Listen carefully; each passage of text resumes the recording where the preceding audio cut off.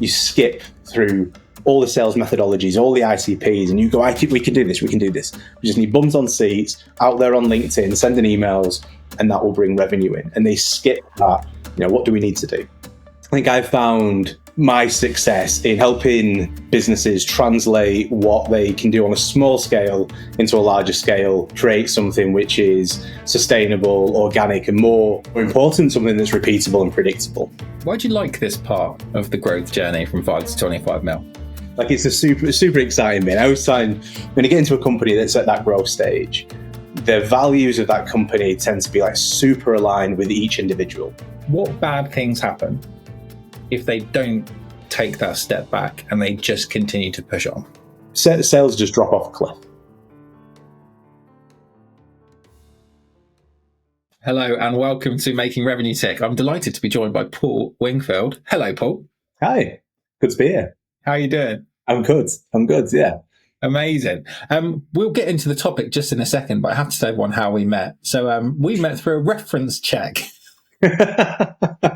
Which is, I probably should meet more people through reference checks, but you're one of the most enjoyable people that I've ever spoken to during one. And I remember on that conversation, I was like, maybe we should do a podcast together. Ever the opportunist. So if you are listening, TJ, you're the reason why we're speaking and doing this podcast today. So shout out to TJ. We're going to cover today all about this growth stage, which is so important. And Paul's got a load of lived experience of going from 5 to 25 million ARR profitably.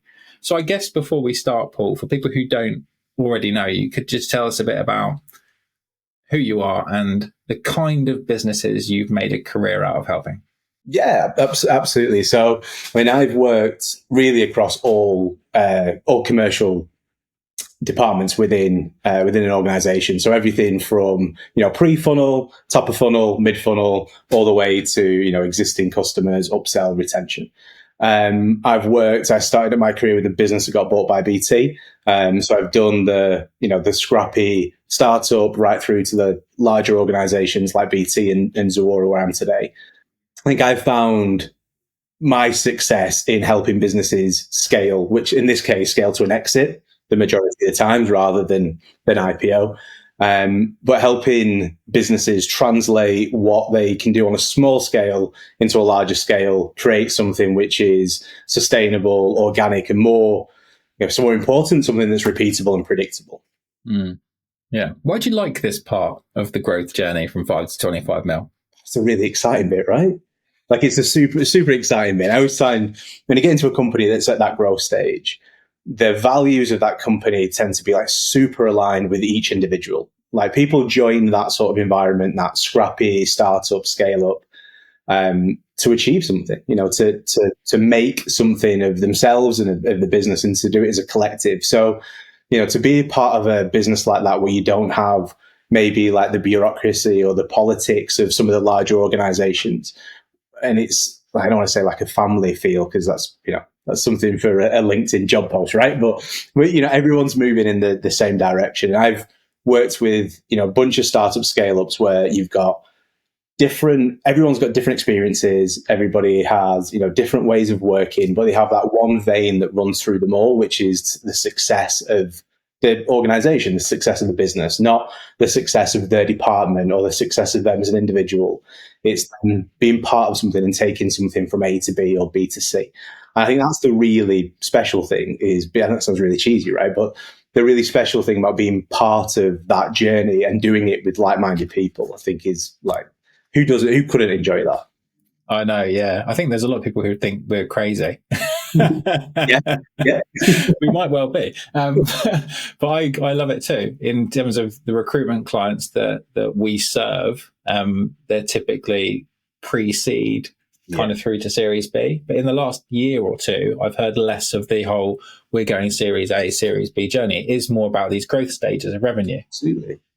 Just because I think, record low number of businesses going IPO, massive amounts of private equity coming into the market, and less of these kind of growth stages. It's harder to come by that kind of cash before, and valuations are down, and the unit economics don't work, and all that sort of good stuff. But I love this part of the journey because the kind of people who are attracted to join that stage of growth have just got something special about them. Yeah. Or a little bit unhinged. Yeah.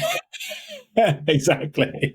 So I'm glad that we put the word profitably, because there's a bunch of definitely unhinged people burning through cash. So let's maybe give them some recipes to not have to do that and become even more unhinged. So we'll definitely talk in this pod about those pitfalls that you've seen through your career. This won't be textbook chat GPT type content. This is from your experience, which I think is going to be amazing to hear. So we'll get some stories, and we'll share some of the strategies and best advice you've got, with your permission, Paul. Yeah, absolutely. Okay, wonderful. So first topic then, let's talk about some of those big challenges. So 5 to 25 mil, it's quite a big jump. Yeah. What are the most common challenges that you see in that phase of growth? So I think that the biggest challenge is if you take a step back and think about that typical founder-led startup. So, starting right at the start, you've probably got somebody in an industry that's looking for a piece of software or looking for a tool that doesn't exist. You think, hey, what a great idea. I'm going to go and create it. They create it, they get an MVP, they raise some money. And the first couple of customers, first handful, maybe 5, 10 customers come from the Rolodex, right? Or the network. That's where they come from. So you have a founder that creates a great product, probably goes and get some backing, get something behind them that can use their network to get the first beta customers. Sure. And you've then got a CEO that goes, oh, right, great, proven this. I've got a product and I can sell that product because I've got, early adopters, 10, 15 or 5, 10 customers. Yeah. Then what they do is they go, right, excellent. I'm going to go and hire some AEs because it's easy. It's this easy. So they go and hire some AEs and they go, look, these are our existing customers. Go and find more and sell more. And for the majority of, CEOs, founder-led CEOs that are running that sales cycle, that's the mistake they make. They go, let's hire 1, 2, 3 AEs and I've done $1 million here with these beta customers. That's an easy 3 million with these professionals. So I'm thinking, I don't know what I'm doing in sales. These guys will outperform me. Yeah. And you then have these, first salespeople in that go, cool, we've got some customers that we might be able to create some user cases from. They have no blueprint to sell. They have no definition of what the ICP is. They've no real, extensive value props. I have no blueprint to follow. So they kind of trundle and, some of them will find the way and hopefully lay a blueprint for others to come and others will fail. But I think the biggest gap is getting from that early adopted, I call it like the Rolodex customers, the ones that you use for your network, through to something where you can say, I actually now have an organized sales process. I think that's the biggest. People always think that scaling beyond the first couple of people or expanding into different geographies or expanding into different vertical segments is the hardest. But really translating what that founder-led sales motion into a predictable motion is the most difficult thing. It's a really difficult stage. And there's a couple of books on it, and it's called the hot coal stage because that's how it feels. You train on hot coals, trying to go from that early adopters through to your first proven customers. I think that is the most difficult stage, and I think one of the biggest problems is that, as a CEO, you get those first customers in, and then you get super excited, right? You skip through all the sales methodologies, all the ICPs, and you go, we can do this. We just need bums on seats, people out there on LinkedIn, sending emails, and that will bring revenue in. And they skip that. Okay, what do we need to do? And I always, I've advised, CEOs that are in that phase on, as a contractor. And I always say to them, if you was somebody joining your business now, what would you expect to see? Well, we'd essentially want a template on how to do this, on what the emails are, on who. Cool. Have you got all that? Oh, no, we've not got it all. So it's okay. Well, how do you expect somebody to come in without that when that's what you're looking for? Yeah. But often, that CEO isn't a salesperson. First and foremost, that's probably not their main skill. So they overlook all these things. But I think that's the that first bout of generating, predictable sales or, rhythmic sales, repeatable, that's the most difficult thing. Interesting. So if we're talking about the kind of people who are listening to this, so we probably might have a bunch of early stage founders on that 5 to 25 journey. Maybe some people who have just done it and it's been really painful and they want to learn from other people's experience. Maybe some people who are earlier phase and they're thinking, let's just get ahead. Let's talk about the type of founder profiles. So you've said they're probably not a salesperson who's built these motions and playbooks and ICPs. What are the typical types of founders that you've experienced who are likely to be relevant to this topic? So I think certainly, and this isn't a disparaging statement, so but like a tech-based founder. So if you think of like your traditional like founder duo, you've got tech-based founder and you've got a commercial-based founder. Now, the commercial-based founders are usually better at this because they've got some commercial experience. I met with the CEO of like some great some great deal evaluation software, and their founding team are all ex-directors of sales, VPs of sales, heads of sales. So their journey in terms of mapping these customers is amazing. Like the blueprint is brilliant. Then on the flip side, you get others that come from a tech background. You could get somebody that's a programmer, that's in coding, that's in engineering, and they will probably build like an amazing MVP, an amazing version of a product, but they aren't commercially minded. It's probably the tech, the products and engineering, the tech-led founders that are most susceptible to this. Yeah, it makes sense. I think in my experience, what I've seen in that kind of co-founder, the commercial co-founder, is a lot of the time they're quite the artist profile rather than the scientist profile of sellers. So they're really good. And like you say, they've probably got a big Rolodex. They probably understand the industry like the back of their hand. They really can empathize with the customer problems and talk the language, but they haven't really turned that into a repeatable process, partly because they're entrepreneurial, because they're starting a business, probably they don't necessarily fit into a larger corporate, more robust mapped structure. Yeah, probably. But then also they just move so quick. Yeah. That they don't go, right, well, what worked? Let's play that back. I know we can sell to these people, but actually, is that a good use of our time? How does that compare to your experience? Exactly that. And I've doubled up with founders that work exactly like that. I worked on an insurance tech platform for 4 years, and the commercial director, who was the founder of one of the founders of that, was a close friend of mine, and he is like an amazing idea generator. Like you can sit him in a room with a whiteboard, and within an hour, the whiteboard will be full of amazing ideas. Yeah. But then giving him the next stage, which is creating a process out of that and actually bringing it to life, is something that he really struggles with. And a lot of the commercial minded founders that I've seen are exactly like that. They're entrepreneurial. They'll come up with an idea, they'll run it. Everything's really messy. It's firing everything everywhere.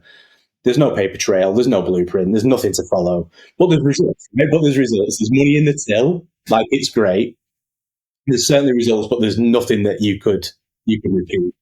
And I mean, I've made a little bit of a career out of working with people like that. And the old horrific analogy, but on Wallace and Gromit, where the train's firing down and you've got Gromit throwing the tracks down just to keep yeah.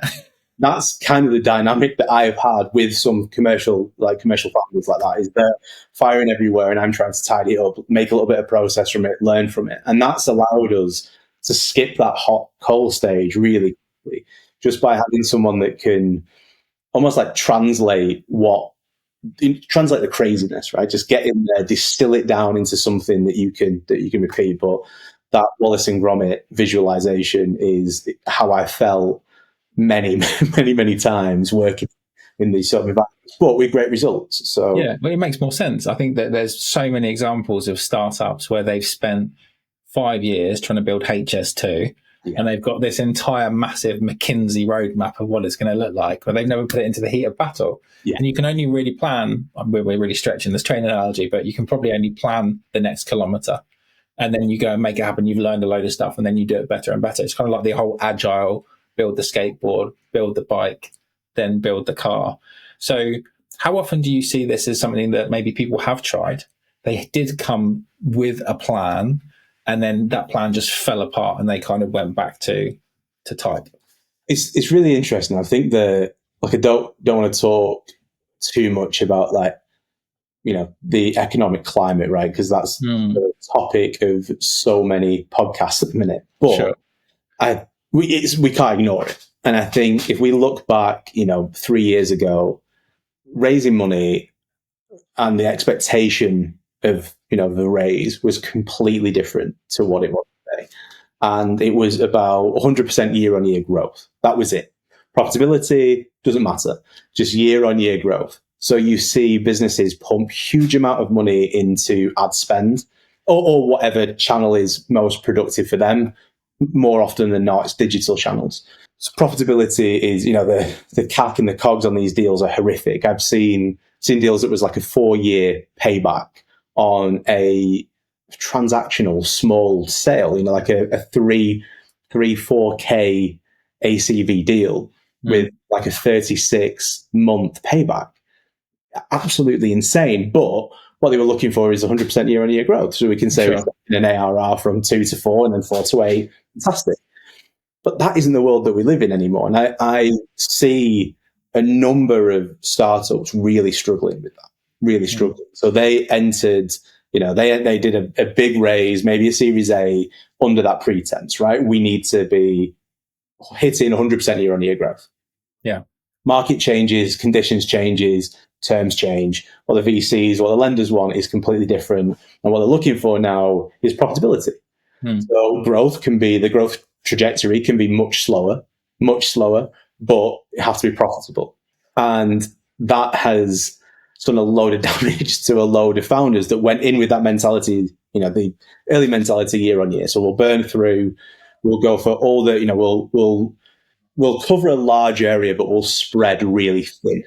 And I've been parts of businesses that did this. Our ad spend in some months was higher than the return of new deals. It's ridiculous, but it was equaled itself out over the 12 months where we were showing 100% year-on-year growth. You'd be stripped if you tried to do that now, and I think that's the biggest challenge is that those startups that raised a chunk of money or really got going like 2.5, 3 years ago have had their business model just completely tipped on its head. And I've spoken to friends that have joined startups like this. They've, gone in, rubbing their hands, going, great. We've got this huge team at our disposal, sales team, marketing team, loads of money, well funded. And then it's cut like that. And all of a sudden asked to deliver the same thing, but with an eighth of the team that they'd been promised. Yeah. And I think that's the biggest challenge that I see is in terms of like a trend at the minute is companies that have, they've had some success in that way of working, or they've been founded specifically for that, with a sales motion in mind to do 100% year-on-year growth. Yeah. They've now had to completely rethink the way they work to deliver profitability or at least organic growth. Yeah. Makes sense. It's really tough, but it's doable. It's very doable. Okay, cool. We'll talk about that doable in just a second. Maybe 3 things I see at this kind of stage, and it'd be good to get your view on it. Challenges around this whole not having a structured way of tackling their ICP in this next stage of growth is, one, it's such a narrow ICP that really there isn't the kind of market that could really be obtained. There isn't the sum that businesses could actually be able to scale over, and they kind of realize afterwards, actually, this isn't big enough for us. So they've got too many AEs fighting over too small a pie, and that causes a problem. Another one would be there's way too many. Like, you can sell this to anyone, but they haven't really gone, look, that we can sell it to all these people, but who should we focus on? Where are we strongest? And then the third one is businesses who have reached a certain level of growth in commercial SMB and go, right, cool, let's go to enterprise. Yeah. What's your view on those challenges that I've just pointed out? I think they're all like super prevalent challenges, definitely. I feel like currently the second one is probably the most common that I see, is that, again, because of conditions 3 years ago, you go, oh, we can afford to reach everybody now. So we can afford, we don't have to focus on one vertical, and that vertical could be industry, it could be size of business, it could be geographical location, it could be, stage of business. It doesn't, when you say like ICP, people automatically think industry, don't they? You say ICP, who do you sell to? You go, oh, we sell to, education, or we sell to, media or marketing departments or finance. But realistically, that vertical could be, it could be anything. It could be, like I said, it could be who the buyer is in terms of what industry they're in. It could be geolocation. It could be where the business is. If you're selling something which you think is better for startups than established businesses. But if, like I said, going back, 3 years ago, and businesses that set up like that, they've gone, we can cover everything because we've got the spend, we've got the backing to do so. So we can get across everything, and they spread themselves super thin. And it will work for them because they'll get the low-hanging fruits in each one of those, sectors, whatever it may be. But then once you've got that low-hanging fruit, but you're left with very little. So you've got to get into the next part of that SOM, which is sellable, but maybe it's more competitive. There's established vendors in that area, and they don't have the wealth of value props. And based on each ICP, they don't have the wealth of partnerships. They don't have the brand recognition within that industry. They don't talk the language, the tonality. And that's where they become unstuck. And that's that's probably the most prevalent problem that I go in. And people say, I'm stuck at 5 million or 10 million. We go, okay, you go back through that journey of how they've acquired that first 5 to 10 million. And that acquisition has come from, like, being laid super thin.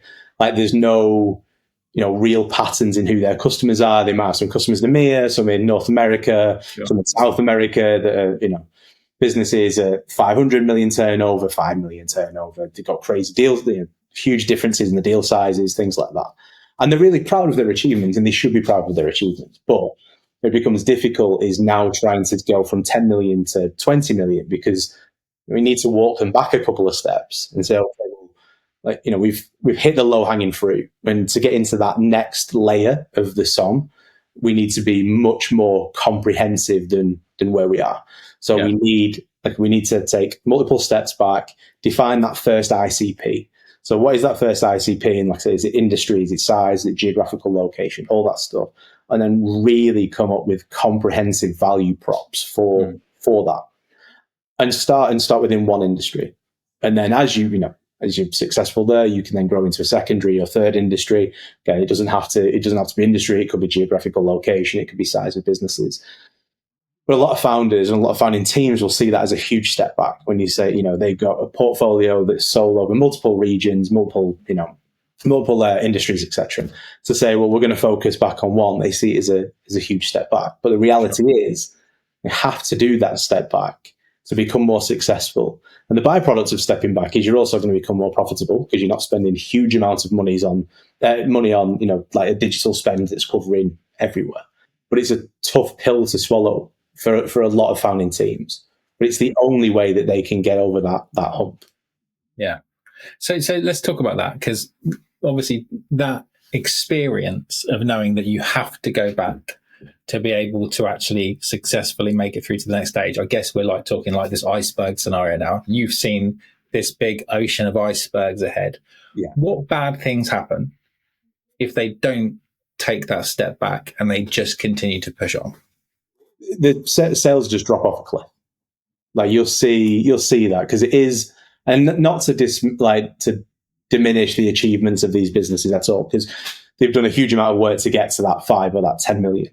But when it is so sporadic and you don't have that nailed on, granite ICP or multiple profiles, it really is. I don't want to call it luck, because it's not luck, but they really are the low hanging fruits. You've stumbled over buyers, basically. You can normally tell that when you look at the install base of a company. So you look at an install base as a company and you see multiple geographic locations, multiple industries, multiple size of businesses, multiple contract lengths, multiple ACVs or MRRs. you can just see what it's been like. It's just a lay and spray, right? It's just been a complete scattergun, and you've hit some targets. Like, great. Once you've knocked all those down, like, you've now got to get into the other targets, but the other targets are moving, they're flying quick, and you're probably not equipped for it. But you can generally tell based on the install base. Two things: based on the install base, and also when you look at the materials that business produces. You look at the website, the demos that they do. You can generally tell, like, are you articulating a value prop here, like a clear crystal value prop? Or are you just throwing loads of features in front of somebody and hoping that they create that value prop themselves and buy? Yeah. And it's like, it's difficult because for these founders, they are successful. We've got, our ARR is 5 million, is 10 million. Great, brilliant. But if you carry on doing this, it's only going to go the other way. You're going to have churn. You're not going to be able to fill that bucket up at the same rate that you're losing customers. And it's like I say, it's a tough pill to swallow. And I was in a business that got up to, when I joined, they were around 1.2 million in ARR, and had done that exact same thing. Just lay and spray. The conditions was fine for it. At the time, they were bootstrapped, didn't need money, but took money to accelerate. The typical thing: we'll take money to accelerate. We'll get there quicker. Great. All it did was create a really inflated commercial team. Too many AEs, too much marketing spend. They exhausted the low hanging fruit, that section of the song, and then couldn't get past that. When I went in, they'd gone from it was 1.7 million, and we'd gone down to around 400k ARR in the space of 18 months. So it peaked and dropped off because churn was through the roof. New customers weren't coming in. And we stripped that business right down to two AEs. One AE, two SDRs, and an expansion AE, somebody to focus on that churn. Over 3 years, we built that back up in a more focused way, more created specialism, created more focus, and ultimately exited that business at 32 million ARR within that short space of time. But it needed completely stripping back to enable us to go forward. And it's rough. And a lot of founders don't want to do that because, it's a huge step backwards, but it's the only way. It's a sort of really cliched saying, isn't it? Sometimes you got to step backwards to move forwards, but it's so true. And, we can go into more detail, later or now if you like, but we did that by creating specialism, not only within creating, different ICPs and value props and getting really tight, getting a good penetration in a specific market, and then widening slightly, and staffing the business on each one of those milestones. It's super challenging, super rewarding, but the only way was to right size first, save loads of money in terms of not just headcount, but marketing costs too. Get a really, really tight ICP.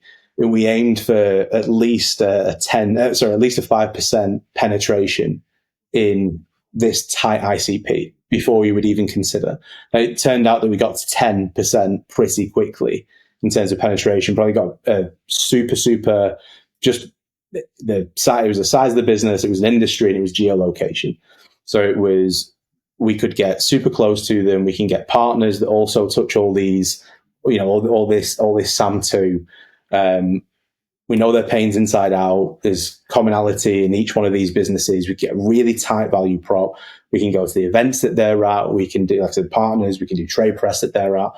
And we became like an absolute powerhouse in there pretty much overnight. It was 6 months, really high penetration. And it was okay. Well, there's an adjacent market here, which we can do. So we opened that adjacent market ever so slightly. And this was insurance tech. And at the time we were selling to home improvements. So it's like a one to many sell. So it's like, okay, well, we can move into this, which is also home improvements, but it's adjacent to that. And then we can move into renewable energy because it's home improvements, it's solar panels, it's all this. But we created specialism in each one of those sectors, really unique value props in each one of those sectors that allowed us to get a level of penetration within each one that we never ever would have achieved if we was just seen as this generalized insurance tech platform. Sure. Nobody would have bought. We never would have reached those numbers. Interesting.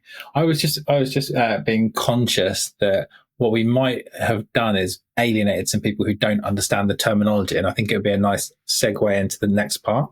So if we talk about this whole TAM, SAM, SOM, could you explain what that means, and then link into it how you work with marketing to make that actually come true in terms of growth? Yeah, absolutely. So I mean, I think even before you get to those acronyms, like your ICP will define that. Okay. So I think defining like your ideal customer profile is the most important thing. And like, so too many times businesses will just jump to having, a large, and I think a lot of this probably comes from when you're raising money. Because when you're raising money, you want to talk about how you have this huge TAM that you can sell to, right? Because that's what you want. We can sell this thing to loads of people. We can take over the world, which might be true. People might buy, they might be able to, it might be true. They might be able to buy, they might be able to use it. But the reality is that you'll never get to that stage. So I think the most important thing out of all of that is defining an ICP and making a really tight, solid ICP. And it's one of the first questions that I ask companies companies I've joined or that I've consulted for is, who's your ICP? And I would say 9 times out of 10, the answer I get back is super, super woolly. What's normally in that answer and what's missing? So what I normally get is maybe it tends to be an industry or a job title. That's it. So, it's we sell to developers. Cool. Like just we sell to every developer. Do you really? So like, talk to me about your customer base now. Is it like, and again, if it is a completely sporadic kind of, thing, they've done that whole thing, right? They've just gone far too thin. Or they've done the right thing. They are much more targeted, or they've got a clearer value prop. And then you can drill down into that with them. So you can say, well, actually, you're saying that you sell to developers, but we can see here from your customer base that you're selling to developers that are in, maybe 3 industries that are in fintech, for example, like let's just say fintech, edtech, and like HRIS. So you sell to developers in 3 areas, really. And all these, these companies' geographical location is EMEA. And they're all in businesses that are, maybe under 10 years old and have a turnover of less than 50 million. Mm-hmm. So actually, your ICP isn't developers. Your ICP is developers in 1 of 3 industries in early stage SMBs. So that's your ICP. But then they'll get really protective of, oh no, we can sell to all developers. You can, but you're not doing. You're not doing. So there's something that, developers outside the ICP aren't seeing. You can't articulate the value prop. There's other competitors that are much better fit in that, in that world. Maybe you're coming up against a GitHub or something that, an SMB can't afford, an enterprise can. But getting them to admit that is pretty hard. But that's before you even think about because everything else, like your TAM, your SOM, everything then comes from that ICP. Because if you're talking about your total addressable market, you don't want to talk about everybody that you can sell this to. You want to talk about what your ICP represents. So what that truly represents. But that's the biggest thing that I see is like super broad ICPs that isn't an ICP, right? It's just a title. Or the flip side is I'll get people that say, yeah, we sell to media businesses. Cool. So I mean, the company that I work for now, we sell. So the part of the business that I work for, we sell to news and periodicals, newspapers. And I've done events where I'll be talking to a partner, and I'll have a conversation. The partner will go, yeah, we sell to all media. You go, oh, cool, all right. And you get talking. You go, so what do you do for OTT and streaming? Oh no, we don't have a product for OTT and streaming. So I thought you did media. What about film? Oh no, we don't do any film. And you get talking to me. You go, actually, no, your ICP is news and periodical, right? It's what 20 years ago was a newspaper is now a newspaper online. That's your ICP, not media. Media isn't your ICP. News and periodical for enterprise level publishers in North America and EMEA. That is your ICP. And it's such a common mistake that business, because everything, like I said, that's the start. You're right, the ICP is the start. And that then goes on to what your total addressable market is, what your serviceable market is. And if you don't get that first bit right, you get some huge astronomical figures when you're looking at a TAM, which is great if you're a naive VC, right? That looks at this and goes, great. But it kills your pre-funnel, it kills your top of funnel, because you're then using that ICP to go to your marketing people and say, we need to create a persona around this. We need to do targeted marketing at these people. And the amount of marketing like teams that I've seen literally pulling their hair out because they're like, we're just doing LinkedIn campaigns to everybody, right? Or we're doing AdWords everywhere. Our spend is huge because we've got this massive TAM. So that was a really long-winded way of going, but I think that ideal customer profile is the most important thing. And I think for a lot of founding teams, like you're proud of what you've created and you genuinely believe you can sell this to everybody. You think everybody will want this product, and that might be true, but get that ICP relatively narrow, because the narrower it is, the clearer you can articulate a value prop that is relatively similar every time you're doing it, which means you'll have success, you'll have better conversion rates, better penetration. It's easier from marketing too. And once you get to a decent level of penetration, you can then go, okay, we're going to go slightly adjacent of this. Or, maybe the ICP is, again, it's developers in those three sections, and you've gone from 50 million to 100 million.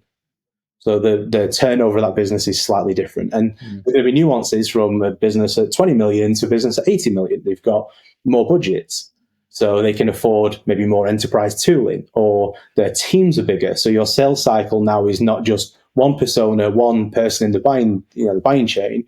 You've now got 3 or 4 people that's the decision maker. Marketing has to be to 3 or to 2 additional personas. There's so much difference, even just selling within a very tight industry, but the difference between 50 and 100 million turnover of these businesses is a completely different sales cycle. So just getting really good and really tight in one thing and then expanding and it's doing it that way, getting slightly wider each time. And like I said, that could be size of business. It could be an adjacent industry. So it could be news and periodical to now OTT and streaming. Sure. There's a huge similarity, but there's enough differences that makes the sales cycle different. I think expanding that slowly, so as your ICP expands, your TAM expands, your SOM expands, but you should be able to carry the same penetration rate across everything as you expand. And I think that's the most important thing, and that's the biggest thing that I see missing in businesses is that this is our customer. This is really our customer. And on the flip side, I've had the pleasure of working with businesses that have gone in and had a super crisp ICP, and it's made things 10 times easier because it really is just a case then of identifying, get into a maximum penetration rate through sales and marketing efficiencies to make sure we're pretty well represented here.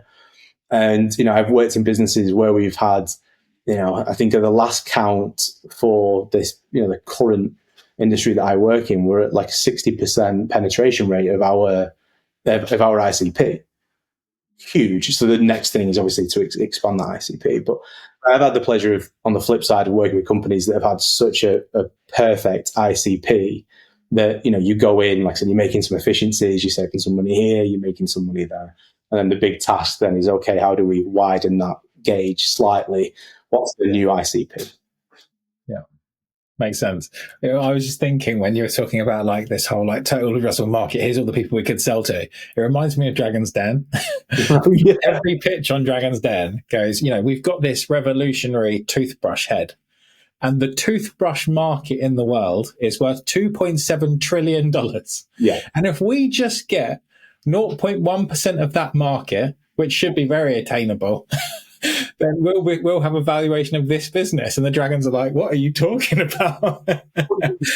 But a lot of people hear that massive number and then they go, oh, that gives us security and comfort. It's not like we're trying to create a market. There's a market there. But yeah, is there demand and do people get it? And like, it just doesn't make any difference. But imagine going in instead of saying, yeah, we have this universal toothbrush head that everybody can use. You go in, you say, we've got this, we know the problem. Kids don't want to brush their teeth. Like, kids don't want to brush their teeth, they're kids. We've got this super interactive toothbrush that is Bluetooth and does all these really cool things. And, we think that, we know that kids are 20 times more likely to brush their teeth with this. And there's X amount of trillion kids here. It's a much more compelling story than, 0.1% is going to buy our toothbrush head costume. Yeah. Oral B's got a slice. Like, Colgate's got a slice. We'll get a little slither. Like, having a story, and again, a value prop. Like, there's a problem. Kids don't want to brush their teeth. This is interactive. It'll make them brush their teeth. It sings, it dances, it lights up, it does whatever. Yeah. It's a much more compelling story. You've got an ICP now. Your ICP are kids. It's, I don't know, whatever, 4 to 8-year-olds or something like that. So, okay, how do we market to 4 to 18-year-olds? Well, it's going to be cartoons on a Saturday morning. It's going to be, on Mum's Net for mums that are worried that the kids' teeth are going to be falling out. Everything just falls into place. Like, you're not talking about huge national advertising campaigns on billboards that kids aren't going to see. You're super narrow in everything that you do. That's a great example. Time after time, you speak to a founder and that is the thing. It's super 0.1%. That's all we need. Yeah. Yeah, absolutely. So if you are watching this in 2034, this is the first time Paul ever spoke about his multi-trillion-dollar toothbrush company that he's just founded. It was born here. What makes you tick, Bob? Amazing. So, and then, because the other thing you said, which resonated, was about it being relevant, right? It's very different what these people need to hear and understand to be convinced enough to, one, know it exists, two, and feel like it connects with their problem. And that messaging around, we get you. Yeah. We know businesses like you have these challenges. We've got a solution that's better than this, and it will give you this result. That relevance piece, and then connecting it into marketing. I guess for some founders, they would be like, well, look, once we've got a theory, we just go and cold call everyone. We just go and make it happen. But you talk quite a lot about linking with marketing and being like, how do we reach these people? So how, in your experience at this kind of stage, how does that link between sales and marketing work best? So it's sales and marketing, and the way that they work together is tenuous in a lot of industries, like a lot of cases. Like me personally, I've had the pleasure of working with great marketing departments and always have got on with them, and in some instances being responsible for marketing too. I think historically, as a salesperson, and you see an account list of 120 accounts, you panic and you go, that's not enough.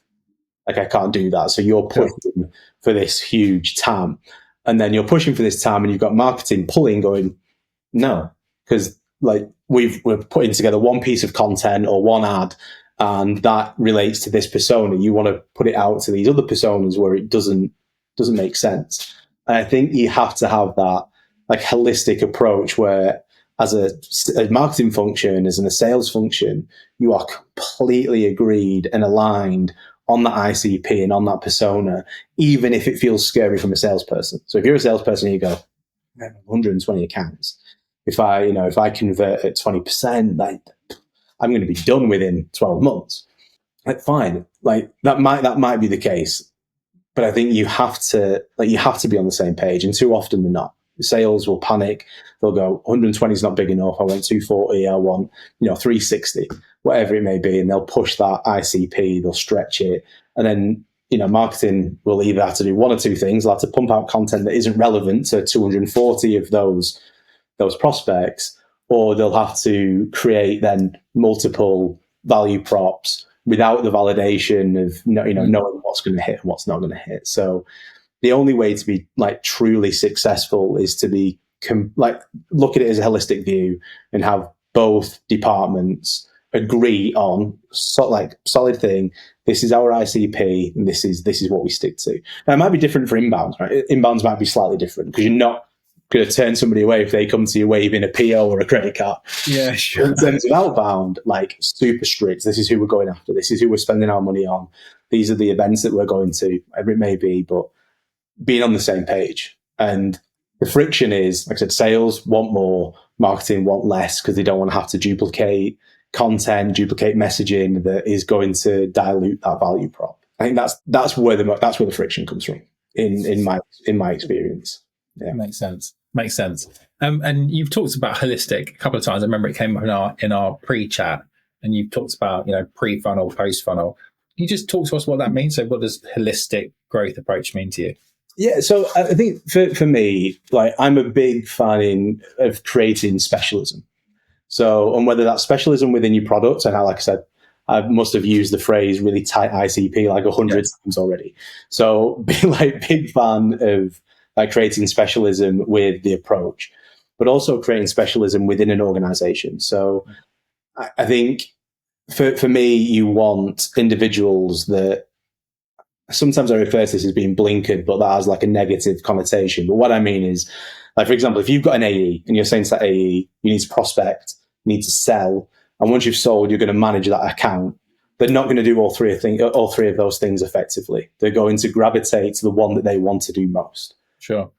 And they're going to drop the ball on the other ones. And also, it's hard to create predictability, because if you spend 2 weeks outbounding, you get a couple of meetings in, you then the next couple of weeks are doing those meetings and following up, that you haven't done any outbound, so you get horrifically choppy sales funnels. So, I'm a big fan in creating specialism, as in having one person or a team of people that is dedicated specifically on outbounding, and then a team of people or an individual is dedicated solely on conversion, and then somebody that is solely incentivized and focused on keeping customers happy, expansion, churn, etc. Yeah. And a lot of companies think have got that now. Like, the old model was, just chucking, we want more revenue, chucking AE in, they'll do it all. They'll find opportunities, they'll sell opportunities. Bullshit, especially in SaaS. It's like SaaS AEs are generally pretty spoiled, they're well fed. They want to get an opportunity, they want to convert an opportunity and move on. They're not out there sweating, prospecting. They're not, building relationships with existing customers to farm them. It's you're a hunter or you're a farmer. So big advocate for creating specialism within the function, but it all falls down if you don't all approach it holistically and have the same approach. So I guess it looked like a poor analogy, but it would be like a football team. So you've got positions on a football team. You're all, broadly doing something different, but you're playing to the tactics that the coach gave. So if you're a winger and you've been told, look, that left back, really slow on the turn, your job, get on the heels, get past him, put some crosses in. Different to what, the big centre-back's being told. He's being told to knock lumps out of this young striker that's running, rings around everybody. So everybody's got a specialist job, but they're working together as a team under the directive. And I think approaching something holistically and all being joined up guarantees better results. And I've worked for organizations which are super siloed, and it was long enough ago now that I feel like I can throw them under the bus. But BT, when I worked at BT, some super, super effective departments, but it just worked completely siloed from everybody else. So the work that they were doing was great, but it actually caused a problem for the next team. And then that was a problem. They caused it, they compounded a further problem for the team after. So when I talk about holistically, that's what I mean, is if you are a commercial function, so you're everything from pre-funnel in terms of marketing, right through, if you think of traditional SaaS marketing, into an SDR, into an AE, into a CSM or an account developer, and maybe some kind of churn prevention, which may be the same person. Maybe you've got, in some instances, technical. You might have pre-sales in there, you might have post-sales, services, but all of them being super aligned to delivering an end-to-end solution. I think that's super, super important when I talk about, that holistic approach. Makes sense. What do you think of all the people then that talk about SDR being dead? That's an interesting topic, right? So I think, I can't even tell you, I probably get 8 a day, I would say, on average, whether that's calls, whether that's emails, whether that's, like videos on LinkedIn, loads of different things. Fortunately, cold calling seems to have got like less and less prevalent. But I'm a believer in SDRing. Like, it's not the old fashioned, hammering the phone, 300 calls, get in front of somebody, book a meeting. I think it's evolved way beyond that now. But some of the content that I get genuinely is really good. Like, I get custom videos sent to me where they know about my business, they know about my pain points, because, they've got a super focused ICP. So they're like, if, this competitor is a customer of ours, that, they're going to feel the same pain points because they're so closely aligned. They put a really compelling piece of information in front of you. And it might not necessarily be the time, so it might not be the time to buy, but they'll still stay front of mind. And hopefully nobody from Cognizant watches this.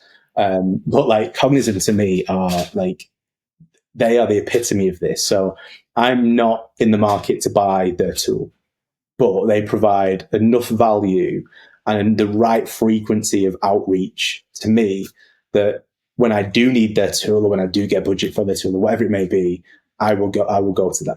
So I don't think it's dead by any stretch of the imagination. I think rather than, what was the old SDR in, which was creating opportunities that had an instant reaction, so booking a demo straight away, is now probably more about creating awareness. Yeah. So you are the place that they, that person goes to when they are ready to buy. Yeah. I love that. Yeah. I'm part of SDR Leaders of EMEA, run by David Wilkins, who used to be the SDR director of Snowflake. And they're really good. They basically wrote the book on this stuff, right? Yeah. And he talked about how it's all about getting a really clear account-based marketing strategy so that your ICP know who you are. And it's all, and a good friend of mine once said, mind share precedes market share. And it's totally true. If you're not in someone's mind when they're making those decisions, you're not the name that gets mentioned. You don't make that short list. Yeah. Nothing worse than someone buying in your ICP and never even thinking of you. I suppose it is pretty bad if they have thought of you and just discounted you straight away because your reputation was so bad. But to not even have a chance to be involved is terrible. Yeah. So what you've just said makes a lot of sense. If people are hitting you with relevant messaging, it's a really interesting way to think about it from an SDR perspective. Is if any SDR leaders are watching this, you're speaking probably to, if you're working in tech and MarTech, most likely, you're probably talking to a VP of sales or a marketing leader. They're thinking about, well, how am I in your ICP? So if you can use that that language, absolutely, we've got this knowledge about you. Here are some examples of businesses we've helped like you. And then, like you said, it doesn't have to be like, do you want the 15 minutes? You got a demo. It could be, here's some information for when you're ready. By the way, did you know that this is happening in the marketplace? And they're giving you insights and information, helping you. Very likely that when they are in a decision-making process, you're going to be the first person they think of, maybe before they even go out to a market or a dreaded RFP, right? 100%. I'm an advocate for within SDR with like a value exchange.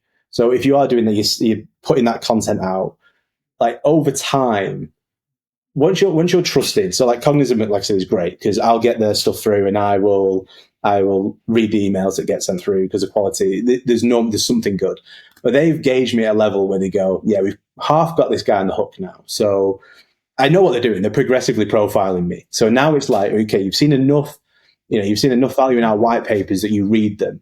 We want a value exchange for this next white paper. So we want a mobile number, for example, or we want to know how many people are in your team.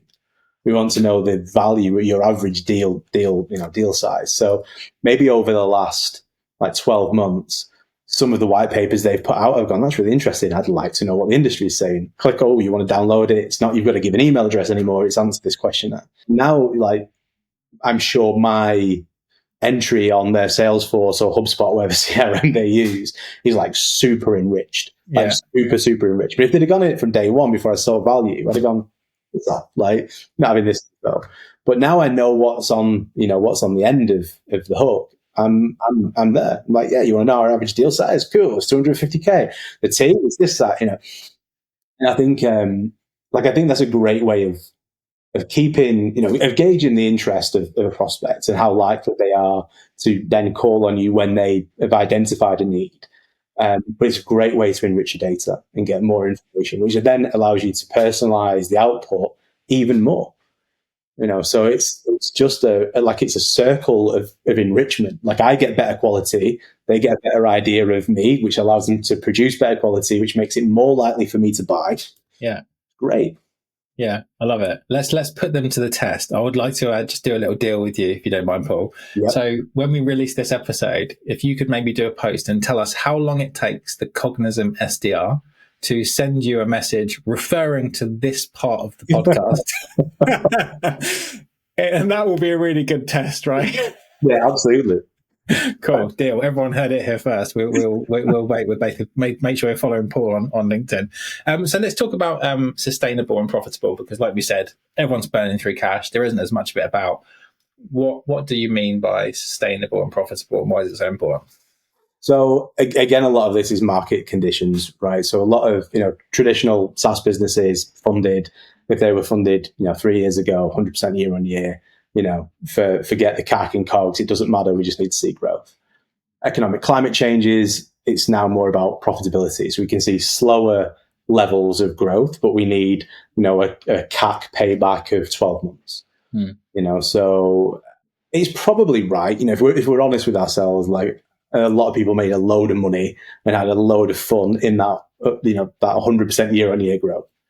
But I think if we were honest with ourselves, and a lot of us with the VCs, we would choose profitability, right? Because you've got more chance of creating a business that's got a longer runway. It's not going to burn up and die before it can get acquired or IPO. And I think a lot of it, I hate to say it, but again, it comes back to being really tight with what your market is and what your ICP is. Because if you know what your ICP is, and you set a penetration rate, what resources you need to get there. Yeah. But I would always work back from whatever an ACV target is. So if you're saying this is our ICP and we want a 10% penetration rate, and that's going to give us, just for ease, 10 million in ARR. Okay, so what's the average deal size? So straight away, how many deals it is to get there. Okay, and what's our conversion rates? How many opportunities you need to create from that, for that conversion rate, and how many marketing qualified leads do I need to get in to turn to sales qualified leads, to turn into those opportunities, to turn into deals, turn into ACP. And then, okay, this is how many MQLs I need. What's the marketing budget that I need to generate these MQLs? Once you've laid that blueprint out, what you need at each stage. You then know how many people you need to get you there. Sure. But what you see far too often is somebody going 10 million ACV. I reckon an AE can do 10 million, 10 A's. That's it. And you go, okay, well, did you think of, like, what's your conversion rate? I don't know, because I've done all the sales so far. Right, okay, so that you could have a conversion rate of 10%, and if you do Y, like, you've got to fix problems there, and you want to fix the problems before you build that machine. But I think, like, for me, working back, that's always worked for me. And I actually, in the time of 100% year on year growth, I started a SaaS tool with a friend and colleague, which gave businesses that blueprint. It's exactly what it did. It was like, tell us what your ACV target is. We will, tell us what your channels. So, your SDR led, is it, product led growth, all this sort of thing. And we spat the blueprint out for people in terms of what they needed to generate at each point. It integrated through APIs with CRMs and would constantly update, and it would give some responsibility to sales, some responsibility to marketing, and kind of shelved that project because it was literally built for 100% year on year growth. CAGs and COGS was like an afterthought. I was like, yeah, we'll just shove a tab in there somewhere. 90% of this tool was like, yeah, you want to get to 100% year on year? Forget the cost, this will do it. So I'm sure I'll revisit it at some point when we rebuild the CAC and COGS. But I think, like, just working your way back from what that target is and being realistic about every stage. Because, again, I've consulted with companies and even just chatted with people that I've met and saying, what's your revenue target for this year? Like I said, it's 10 million. Cool. How are you getting there? I've just hired 5 A's. They'll do 2 million each. And you're like, okay, well, how many opportunities are you creating? Oh, now the A's will go out and do their own. Yeah, 360. Yeah. Yeah. And what happens is you end up with like a really swollen sales team then, because you've got 10 A's. Oh, shit, they aren't doing what I thought they were doing. They're not creating opportunities. Or maybe you get rid of a couple, but I'm going to hire some SDRs because all the A's are telling me that I need SDRs. So you hire some SDRs. The SDRs are going, oh, it's all outbound. We need better marketing campaigns because normally the SDRs are split between inbound and outbound. Before you know it, within 12 months, you've just got this huge inflated organization that isn't, that isn't performing. So I think, when I talk about profitability, I talk about, it starts with your planning and working backwards, knowing exactly what you need in terms of, from that ACV target or ARR target, I should say, using your ACV, that's a number of opportunities, that's a number of deals, which means this many opportunities, which is this many SQLs, this many MQLs, that much marketing spend. Cool. And then as you get, through that, as you then get a higher rate of penetration within your ICP, everything does get a little bit expensive because you're getting less return from your MQLs into SQLs and things, and that's fine. That's when you slightly widen that margin. You go, okay, so we're going to, using that example before, we're going to go from companies in these 3 sectors. Instead of 50 mil, we're now 100 mil. Okay, so we're going to do, this is going to lead to 5 million in ARR. So again, you're working and then adding the additional. If you scale that way, you're never bloated, you're never inflated. Yeah. And you can also see where it's falling down. So, is it, okay, the conversion rate is great, cool, but actually our ACV has dropped. So why is our ACV dropped? Is it the market? Have people got less money? Are we doing bigger discounts? Is it because the AEs aren't selling in the right value? So you can easily identify where what link is broken if you do it that way, instead of having this crazy, swollen, inflated commercial team that's probably broken everywhere, but you have no idea where to start. You can be super honed in on what the issue is. Yeah, makes sense. I mean, and a word of warning there. I've been smiling a lot through what you've just said, but it's a really serious topic. If you have made those mistakes and you've got all these AEs who are now expected to go and prospect 100% of the time, because they've got no pipeline, they're missing quota, they're just earning a base salary, they're going to leave. Maybe get fired and get blamed. Maybe the VP of sales gets blamed, they get fired. They bring in a new one, it starts to churn. And then you start to get this reputation in the market that you are a impossible to sell solution. The product isn't ready. You get a bad reputation with customers because you start to churn. Your customer success team leaves. That can be fatal for businesses if you develop a reputation that this is a place where people fail. And that stuff's public now on Glassdoor and on RepView around quota attainment and how successful you're going to be. And we get those calls, right? We've tried to hire, we failed. Can you go and find us some people? We get the calls from the AE saying we've just been fired from this company after putting in 9 months work because they changed the strategy, decided they can't do enterprise anymore. It's an absolute disaster. So when you talk about sustainable, it's not just about it's profitable because we are planning this stuff, which is exactly the right thing to do. You don't see the hidden cost of having people leaving in a bad way from your business until suddenly you can't attract the best people anymore. Then you hire the B players, then they don't perform. I've seen businesses rot from the inside out. Very coarse language I'm using, but it's true. Absolutely. Because these mistakes have been made. Yeah. And the AE, I mean, SaaS AEs, I know the market isn't like super buoyant now, but it's not bad either. No. But SaaS AEs go in and they talk about a team and they say, what's the attainment of the team? And they're likely going to reach out to somebody in that team, or there'll be a panel interview that creates a peer. And you sat in front of somebody that's really down and like, oh yeah, I did 30% of my quota last year. Are you on target this year? No.